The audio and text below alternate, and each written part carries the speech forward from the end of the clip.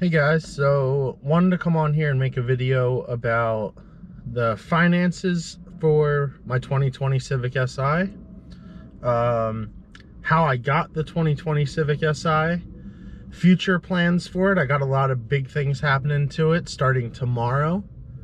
So I've had a bunch of you ask me in the comments and everything like that why I went to the 2020, how much I pay for the 2020, why I leased the 2020, just a bunch of different questions on the finances of this car.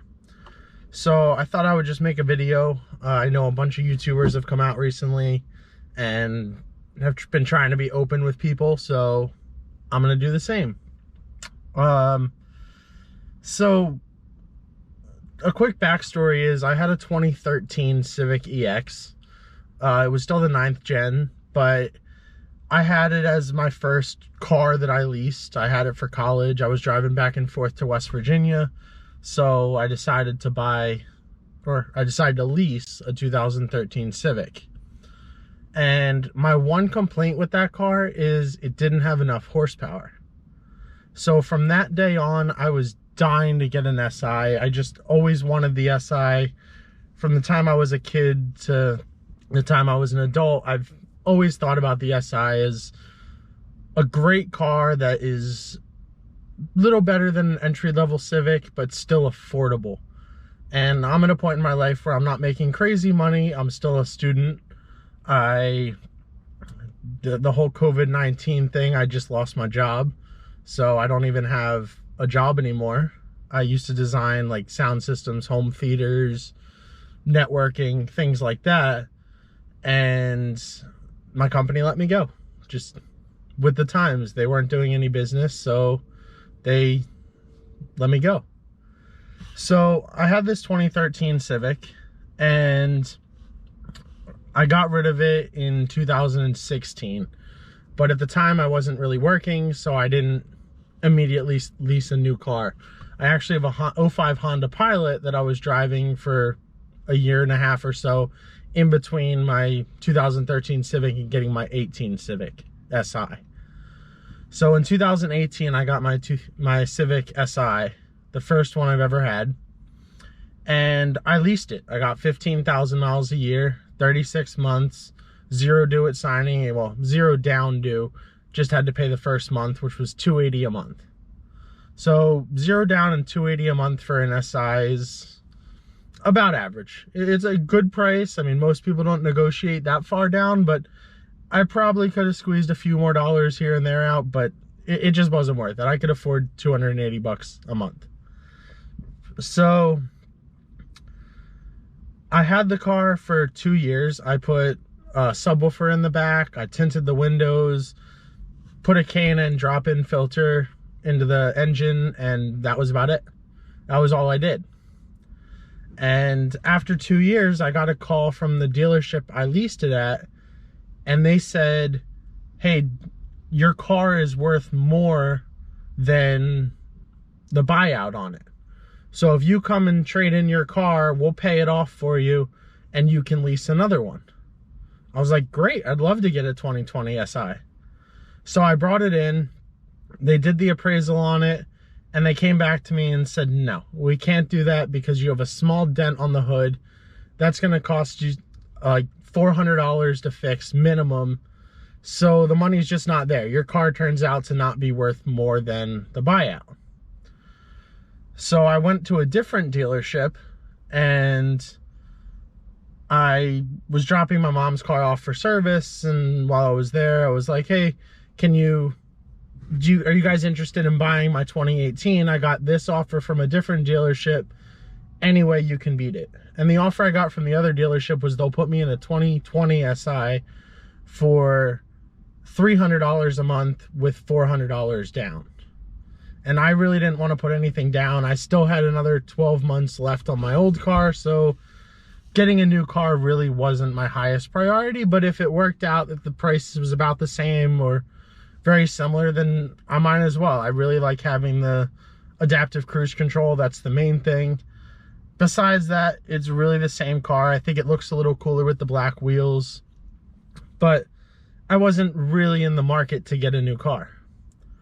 So when I was at the dealership, the second dealership, they appraised my car and they found the dent on the hood, of course. I mean, it was decently sized dent, and they said, well, what exactly are you looking, what exactly was the offer? What are you looking to do?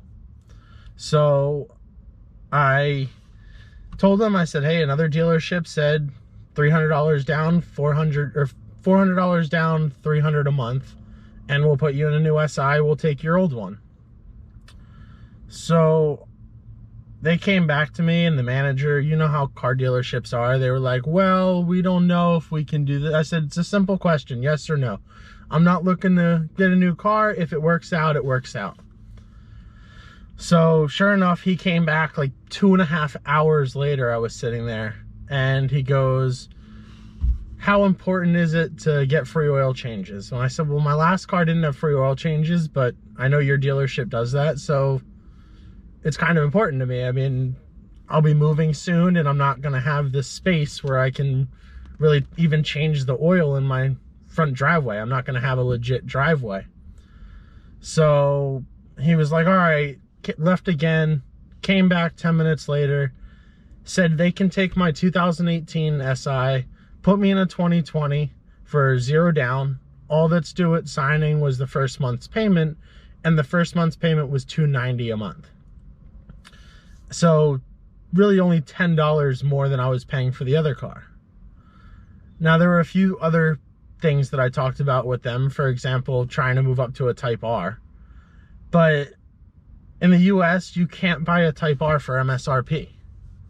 So it's just not worth it to me. I mean, $25,000 for an SI, 2020 SI, or who knows, 36 to 40 something thousand for a Type R. Yeah, it'd be nice to drive a Type R, but I just don't have the money for it. Didn't have the money for it when I was going. And at the time when I got the new car, I did still have a job. I lost the job about a week after I got the new car. So I thought about the Type R, but it just wasn't there, wasn't worth it. They were getting a blue one in that I really wanted, but I couldn't do it. So I also, when I went to them, said, listen, I have the tire and wheel protection package on my 2018, and I want to get that on my 2020 also.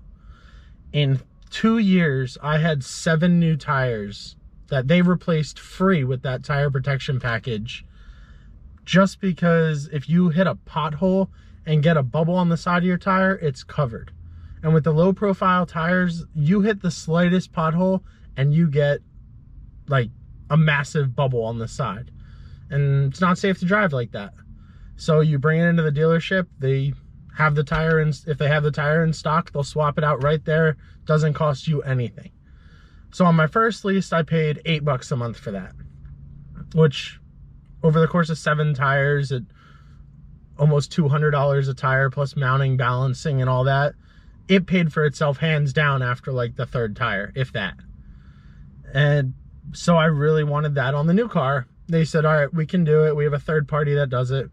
It's $10 a month, $280 to $290. So I spent an extra $10 a month, and I get for your oil changes, I get a tire protection package, I get a rim protection package, which I made sure covers cosmetics. So I had a friend that used it. Actually, he by accident hit the curb with his rim and it shredded the side of the rim. He sent it back to them and they fixed it in a week, and he had his car back and it looked good as new. And they fixed the wheel, they didn't replace it, and it looked perfect. So I wasn't really in the market to get a 2020, but I know a lot of you have been asking why I switched from a 2018 to a 2020, and that's a little more in depth how it works out. I think this car is definitely worth $290 a month. The other one was worth $280 a month, but having all these extra features just makes it that much better. And as far as the future for this car goes, so tomorrow I'm getting the windows tinted. I decided to go with 5% tint on the back and 20% on the sides. And then I'm also getting a strip on the front windshield just to block the sun. That's going to be a 5% window tint also.